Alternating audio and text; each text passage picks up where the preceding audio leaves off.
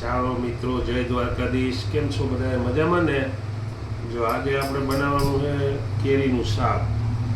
બધા કેરીનો સંભારો બનાવે, કેરીનું અથાણું બનાવે, કેરીનું કાચું બનાવે. આપણે બનાવવાનું કેરીનું ચાક. તો આ એટલી કેરી લઈ લીધી છે, એના માટે થોડી ડુંગળી લઈ લીધી છે, એક ટમેટું લઈ લીધું છે, થોડું લસણ લઈ લીધું છે, અને આદું ને લાલ મરચી થોડું થોડું લઈ લીધું છે, અને બાકી તો સાદા મસાલા આવશે. એટલે આપણે કેરી મોરી અને તૈયાર કરી લઈએ.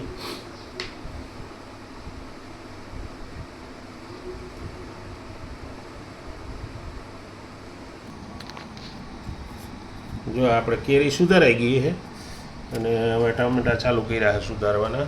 ટમેટા સુધાર લઈ, પછી ડુંગળી સુધાર લેવું, બધું ઝીણું ઝીણું ઝીણું સુધારી અને શાક બનાવશું એક નંબર. વિડીયોમાં બન્યા રહેજો. આમાં કેવી રીતના બને અને કેવી રીતના નાખવાનું એ બધું તમને હું દેખાડતો જઈને બનાવતો જઈશ.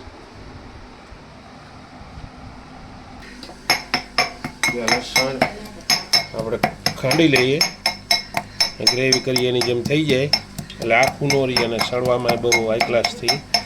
અને ટમેટાં ડુંગળી બધું સુધારાઈ ગયું છે. અને સાદા મસાલા પણ લઈ લીધા છે આપણે. જો આ સાદા મસાલા, અને તેલ પણ મૂકી દીધું છે. હમણાં તેલ આવી જશે. અને આ દેશી ચૂલે આજ શાક બને છે.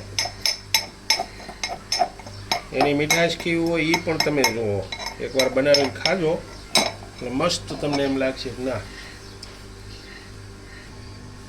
જો તેલ આવી ગયું, એમાં રાઈ નાખી દીધી. જો રાઈ નાખી દીધી, આ જીરું નાખી દીધું. હવે આપણે થોડી હિંગ નાખી દઈએ.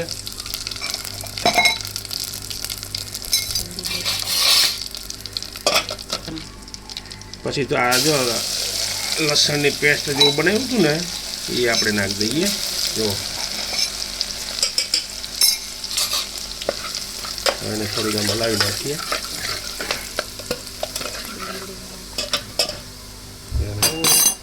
પછી ડુંગળી નાખી દઈએ. ડુંગળી નાખી દીધી. એને થોડુંક છળવા દેવાનું. ચૂલે છે ને, ચૂલે તાપ બહુ હોય એમ. તમારે એમ શાક ગાય ચડી ગઈ છે મસ્ત.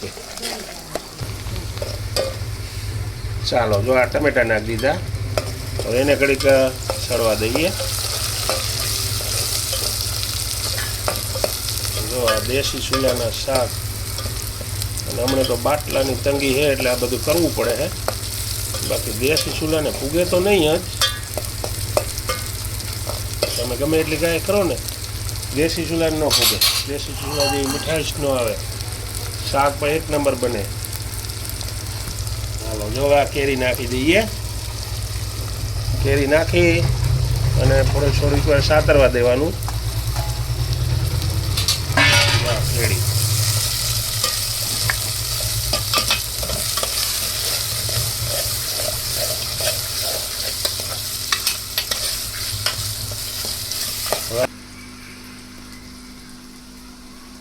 હાલો, જો આ છે ને નિમક.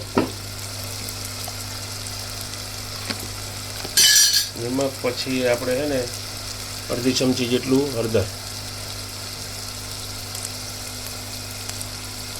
પછી 1 ચમચી જેટલા ધાણા, અને થોડો ગરમ મસાલો. અને એને છે ને પછી હલાવી નાખજો. જો મસ્ત દેખાય ને, લીલમાંથી પીળું. જો હવે આમાં છે ને આપણે થોડો ગોળ એડ કરી દઈએ એટલે જે કેળીની ખટાશ હોય ને એ મીડિયમ થઈ જાય. જો આટલો બહુ જાજો નથી નાખવાનો, માપે મેળે નાખવાનો. અને એને પછી થોડીક વાર હલાવશો ને એટલે ઓગળી જાય અને કેરી આપણી એકદમ સડી જાય. જો હાલો, જો 1 ચમચી એમાં મરચું અને લાલ કાશ્મીરી મરચું છે. તમારે જેટલું તીખું કરવું હોય ને એ પ્રમાણે નાખજો. આ મરચું નાખી દીધું, હલાવી નાખીએ.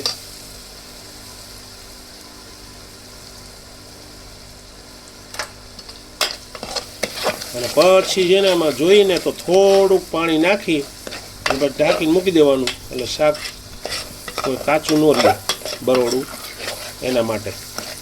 બાકી તો આમ એકદમ ફર્સ્ટ ક્લાસ કેરીનું શાક બની ગયું. જો આ કેરીનું શાક હતું. જો આપણું શાક બની ગયું છે. હવે એને આખું તૈયાર થઈ ગયું. હવે આપણે એને ઉતારી લઈએ. બગાડને તમે જો કેમેરામાં શું દેખાય તમે જોજો ને આવી રીતના બનાવજો અને પછી સબસ્ક્રાઈબ ને શેર ને લાઈક ને કરજો. આવું શાક એકવાર બનાવો તમે. કાચી કેરીનું શાક કોઈ નહીં બનાવ્યું, અમે જો પહેલી વાર બનાવ્યું.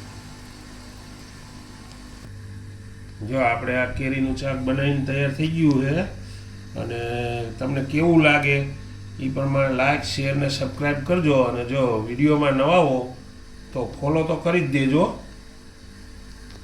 અને અમારી આ રેસીપી કેવી લાગી એ જોતા રહેજો અને એ પ્રમાણે કોમેન્ટમાં લખીને કહેજો કે ના બરાબર છે એમ.